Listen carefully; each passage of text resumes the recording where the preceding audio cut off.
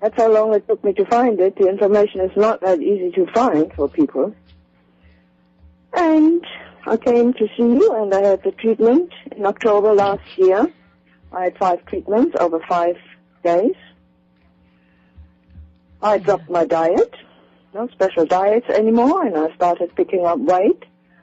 And I waited before I can open my mouth to anybody, but then after about 4 months I realized these lumps are getting smaller and smaller, and the ones on the side chest wall, they were the first ones to go. Yeah, I'm trying to tell everybody this treatment is making my tumors go away. And that is what I said in the beginning, nobody wants to believe it. Yeah, nobody wants to hear it, yeah. You're not the first. It's happened to many, many. The same thing, and they've gotten to the point that they just won't say anything because they're tired of being attacked. Yeah, well, I think it's also a case of the way we grow up, and we trust all the doctors. We all think that the doctors are doing what is best for us, and it's literally, I mean, when you think about it, it is a type of brainwashing, isn't it? That is what people believe, and yet, on the other side, everybody knows somebody who died miserably, absolutely miserably of cancer. Yeah, and the question is, did they actually die of cancer, or they died so quickly that was died of treatment? That's my claim. Because they die too quickly. You don't die that quickly with cancer. If you do nothing, you're going to last a lot longer.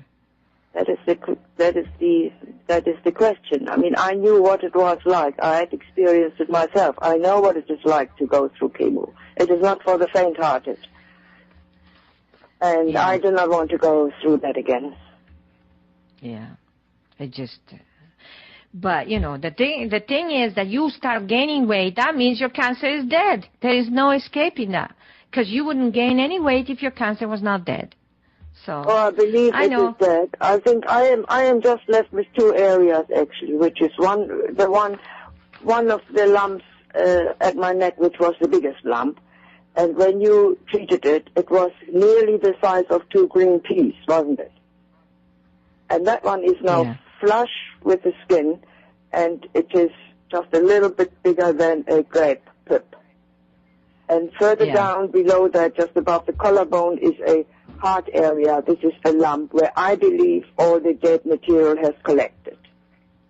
Yeah, because and I know from what you told me that it's just going to take time for the body to get rid of this necrotic material, and I am just waiting. But it does not bother me. I mean, it causes me nothing. There's a little bit of swelling, and the other day I had a little bit of pain, and I took 1 ibuprofen. That's all I took in 7 months. You know, I mean, and the thing is, other than that, having this little bit of the whole of my left neck side is a little bit swollen. It is not as flat as the healthy side, and that is all the side effect that I am getting from your treatment. And other than that, I feel absolutely fine. I am fully functional. I am completely painless, and I am on no prescription medications whatsoever. That is great, and I really am happy that they didn't get to you. Because when they get to patients, it's awful. And that's what they are trying to do, try to get to the patient and convince them. You only believe that you're doing well, but actually you're sick, so you have to come in and let us give all of this and we'll kill you. Because if they don't die from the chemo radiation, they're going to get killed with painkiller. And they use morphine on them, and then, like one of my patients said, they're going to euthanize you. And that's it. Yes, that's right. Yeah, I was actually frantically, for 18 months, I was frantically looking for something like that, because I had gotten to know so many people, and I had been on the internet literally day and night, and I hear the same story again and again and again. They all have recurrences, they all feel miserable, and they all die in the end. So for me, it was not an option. I was not going to go through that. And that's what I say. Patient needs to take charge of their lives. Now listen to what they're told. Use your brain and reason. What makes sense for you? What does make sense? That's what I'm asking the patient. And they say, oh, I trust you. Please do not tell me that you trust me. I don't want to hear that. Tell me that you understand the science of what I do. That's what I want to hear. Yes, yes. And you do, so that's great. I said, actually, it should make sense to anybody that you cannot treat a diseased body with more poison and hope that you gain your healthy body back again. Yeah. It makes sense, doesn't it? Yeah, it does. But I don't see why people are going through something they know is going to kill them eventually. So I don't know why. I guess it's the fear, but the fear of treatment, in my opinion, is worse. People also get intimidated by words like clinically proven and clinical trials, and people get intimidated by that, and people, that's the way it is, and that is your best chance. Yeah. We got another break coming on, okay? We continue after, okay? Bye. Okay, bye. Okay, Marita, we are back from the break. Go ahead.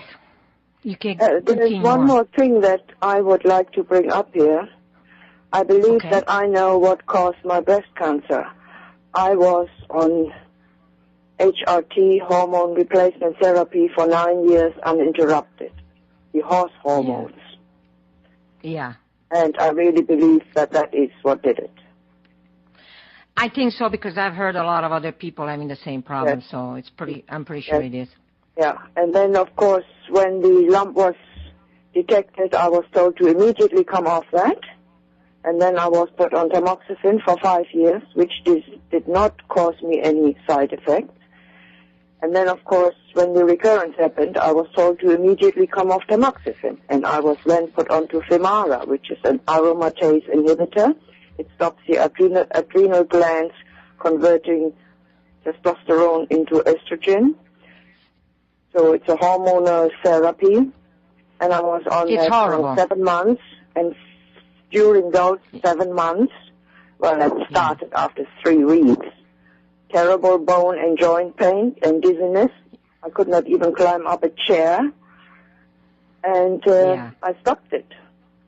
Femara is horrible. Much to the chagrin of the oncologist, of course. But 3 weeks after I stopped the Femara, all the joint pain and the dizziness disappeared, never to return. Yeah, I know. It just what they're doing to people with all this medication. Said to me, it shouldn't do that. You should not have any side effects. But he does not know. He has never taken that pill. He does not know. And all the other women, they all tell me the same. That is what these pills cause. Well, what happens is this. They get this rep from the drug company to bring him this product, and they ask, what's the side effect? They haven't tested him yet anyway, even though they claim they have. And they say nothing. And so the doctor says, it has no side effect. Or maybe if they know the side effect, they say, no, it's not true. But one of the two. And then they give you these things that are horrible for your health. And then when you complain, oh, no, that's not what causes it.